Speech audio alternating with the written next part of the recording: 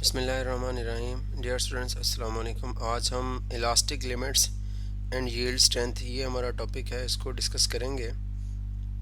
और वो कह रहा है कि फ़र्ज़ करें हमारे पास जो है वो एक वायर है और उस वायर को हम इलेक्ट्रॉनिक मशीन के अंदर फिट करते हैं और उस वायर के ऊपर जो है कांस्टेंट रेट के साथ जो है वो स्ट्रेस अप्लाई की जाती है, उसको चेंज किया जाता है और उसको जो है वो उसके अंदर डिफॉर्मेशन पैदा होती है।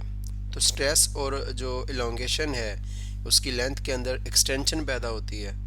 उसका जो ग्राफ ड्रॉ करें तो वो ग्राफ कुछ इस तरह से बनता है।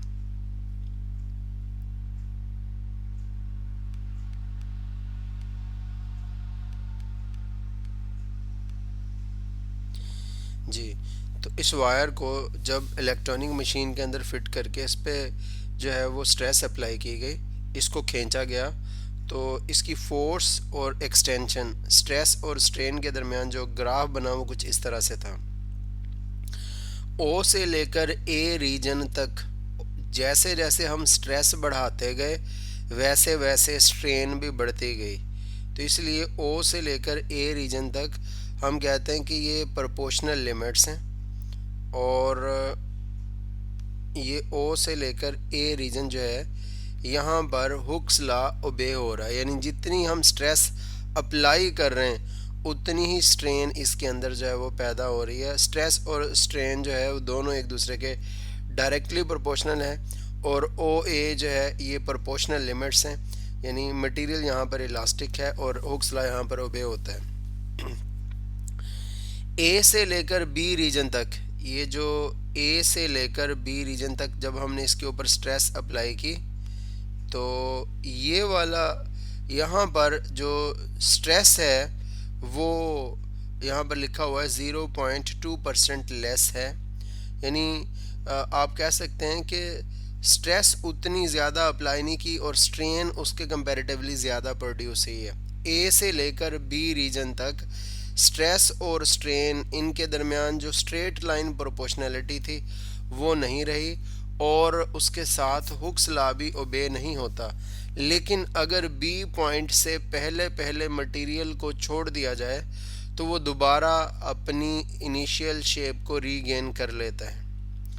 ये जो बी पॉइंट है इस पॉइंट को हम कहते हैं यील्ड पॉइंट कहते हैं। तो यील्ड पॉइंट कौन सा पॉइंट है? ये वो पॉइंट है स्ट्रेस स्ट्रेन कर्व के ऊपर जहाँ पर अगर इससे फर्दर स्ट्रेस अप्लाई की जाए तो मटेरियल परमानेंटली डिफॉर्म हो जाता है। और मैं एक दफ़ा फिर रिपीट करता हूँ, the point on the stress strain curve beyond which material becomes permanently deformed is called yield point। वो पॉइंट जिस पॉइंट से आगे मटेरियल परमानेंटली डिफॉर्म हो जाता है उस पॉइंट को हम यील्ड पॉइंट कहते हैं। और ये बी से लेकर ये जो सी तक का रीजन है ये इसको हम बोलते हैं प्लास्टिक रीजन। प्लास्टिक रीजन से क्या मुराद है? ये प्लास्टिसिटी को मेंशन कर रहा है। प्लास्टिसिटी कहते हैं परमानेंट डिफॉर्मेशन को, इलास्टिसिटी टेम्परेरी डिफॉर्मेशन को और प्लास्टिसिटी परमानेंट डिफॉर्मेशन को कहा जाता है। तो ये बी से लेकर सी पॉइंट तक,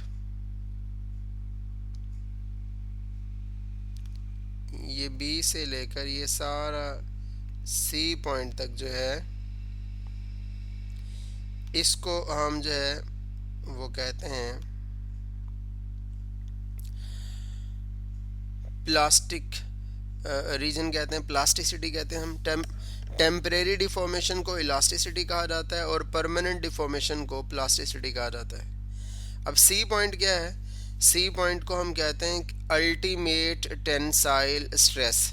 अल्टीमेट टेंसाइल स्ट्रेस किसे कहते हैं? अल्टीमेट टेंसाइल स्ट्रेस से मुराद ये है कि स्ट्रेस की वो ज़्यादा से ज़्यादा वैल्यू जो मटेरियल टूटे बगैर बर्दाश्त कर सकता है उसको हम UTS कहते हैं। The maximum stress that a material can withstand and can be regarded as nominal strength of the material. अब वो ज़्यादा से ज़्यादा स्ट्रेस जिसके साथ मटेरियल टूटे बगैर बरकरार रह सकता है उसको हम जो है UTS कहते हैं, अल्टीमेट टेंसाइल स्ट्रेस। और इसको सिग्मा एम से मेंशन किया जाता है, रिप्रेजेंट किया जाता है। और सी पॉइंट जो है यहाँ पर मटेरियल टूटे बगैर ज़्यादा से ज़्यादा स्ट्रेस बर्दाश्त कर सकता है। अब इसी मटेरियल को जब और इसके ऊपर स्ट्रेस अप्लाई की गई तो डी पॉइंट के ऊपर जो है ये मटेरियल टूट जाता है।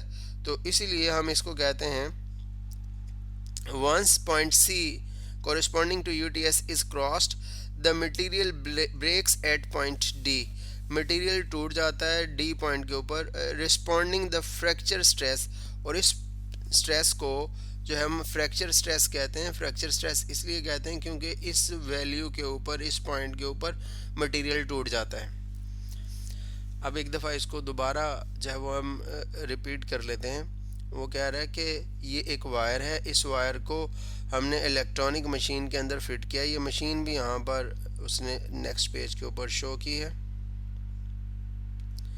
ये जी मशीन है, यहाँ पर इस वायर को दोनों एंड्स को यहाँ पर जो है वो कस दिया गया है, फिट कर दिया गया है। और जैसे ही इस वायर को स्ट्रेच किया गया तो फोर्स और इलांगेशन, या आप कह रहे हैं स्ट्रेस और स्ट्रेन के दरमियान जो ग्राफ बना वो कुछ इस तरह से था।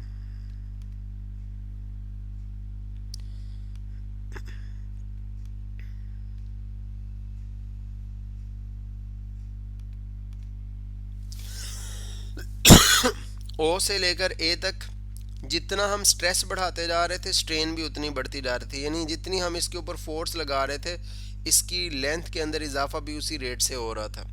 तो स्ट्रेस और स्ट्रेन दोनों एक दूसरे के डायरेक्टली प्रोपोर्शनल है। इधर स्ट्रेस लिखा हुआ और इधर स्ट्रेन लिखा हुआ। स्ट्रेस और स्ट्रेन दोनों एक दूसरे के डायरेक्टली प्रोपोर्शनल थे। किस पॉइंट पे? ये ओ से लेकर ए तक जितनी स्ट्रेस अप्लाई की उतना ही स्ट्रेन इसमें पैदा हुई। और जो है इसको हम ए पॉइंट के ऊपर इन लिमिट्स को हम प्रोपोर्शनल लिमिट्स कहते हैं। अब ए से बी तक जो है वो स्ट्रेस 0.2 टाइम्स कह लें या 2% जो है वो लेस है जितनी, यानी हम पहले, और उसके मुकाबले में स्ट्रेन ज़्यादा पैदा हो रही है। तो अब ए से लेकर ये जो बी रीजन है यहाँ पर हुक्स लॉ ओबे नहीं होता। वो कह रहा अगर बी से पहले पहले मटेरियल को इसके ऊपर स्ट्रेस लगाना छोड़ दी जाए तो मटेरियल दोबारा अपनी इनिशियल पोजीशन को रीगेन कर लेता है। बी पॉइंट जो है इसको यील्ड पॉइंट कहते हैं। यील्ड पॉइंट कौन सा पॉइंट है? स्ट्रेस स्ट्रेन कर्व के ऊपर वो पॉइंट है जिसके बियॉन्ड अगर फर्दर स्ट्रेस अप्लाई की जाए तो मटेरियल परमानेंटली डिफॉर्म हो जाता है। इस पॉइंट को हम यील्ड पॉइंट कहते हैं। बी पॉइंट से पहले पहले इलास्टिसिटी और बी पॉइंट के बाद जो है वो प्लास्टिसिटी है। इलास्टिसिटी कहते हैं टेम्परेरी डिफॉर्मेशन को और प्लास्टिसिटी कहते हैं परमानेंट डिफॉर्मेशन को।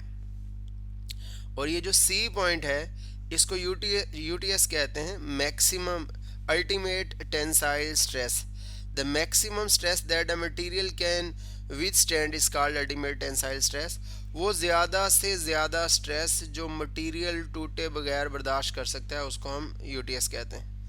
तो ये डी पॉइंट जो है इसके ऊपर स्ट्रेस को सिग्मा एफ से रिप्रेजेंट करते हैं। सिग्मा एफ जो है फ्रैक्चर स्ट्रेस को रिप्रेजेंट कर रहा है। फ्रैक्चर स्ट्रेस कौन सी होती है?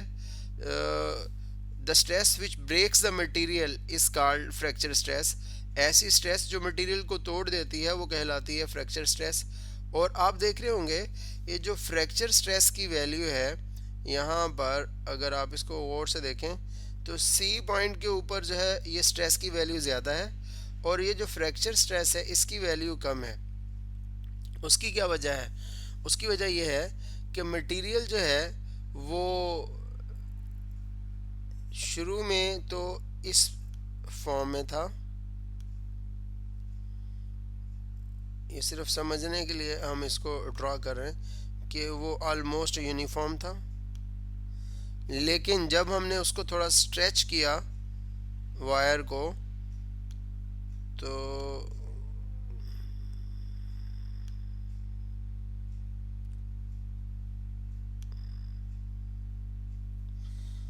इसकी शेप कुछ इस तरह से हो गई।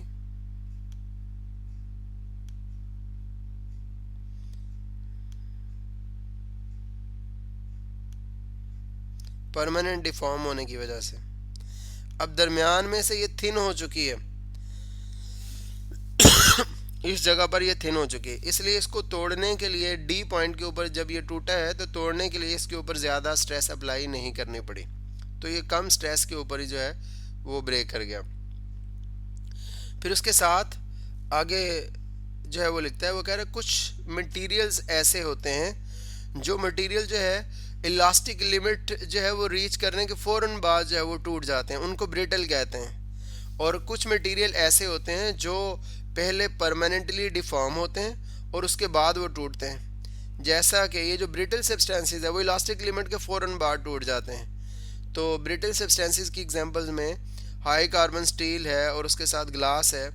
और जो डक्टाइल सब्सटेंसेस हैं वो कौन से होते हैं, जो पहले परमानेंटली डिफॉर्म होते हैं और उसके बाद टूटते हैं। तो यहाँ पर ये डेफिनेशन लिखी हुई है दोनों की।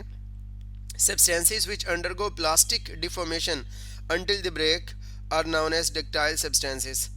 ऐसे substances जो पहले प्लास्टिक डिफॉर्मेशन जो है वो शो करते हैं और यहाँ तक कि वो टूट जाते हैं, उनको हम डक्टाइल सब्सटेंसेस कहते हैं। जिस तरह लेड है, कॉपर है, रॉट आयरन है, ये सारे डक्टाइल हैं। अब कॉपर है, कॉपर की वायर को आप बेंड करना शुरू करें वो बेंड होना शुरू हो जाएगी, तो टूटने से पहले परमानेंटली डिफॉर्म होगी, फिर उसके बाद टूटेगी। और कुछ सब्सटेंसेस ऐसे हैं, other substances which break just after the elastic limit is reached are known as brittle substances. और दूसरे सब्सटेंसेस वो हैं जो सिर्फ जैसे इलास्टिक लिमिट्स जो है वो पहुंचती हैं वहाँ पर जो है उसके बाद टूट जाते हैं, उनको हम ब्रिटल सब्सटेंसेस कहते हैं। ब्रिटल को आप ब्रेक से याद रखें कि जल्दी ब्रेक कर जाते हैं। इनमें ग्लास है, हाई कार्बन स्टील है, ये ब्रिटल है। हाई कार्बन स्टील जो है इसमें कार्बन की मिकदार 4% से थोड़ी ज़्यादा होती है। तो ये यानी आप सिंपल वर्ड्स में अगर आप कहें कि ये मुड़ता नहीं है बिल्कुल, अगर आप इसको बेंड करने की कोशिश करेंगे तो शीशे की तरह ये टूट जाता है, ग्लास की तरह टूट जाता है।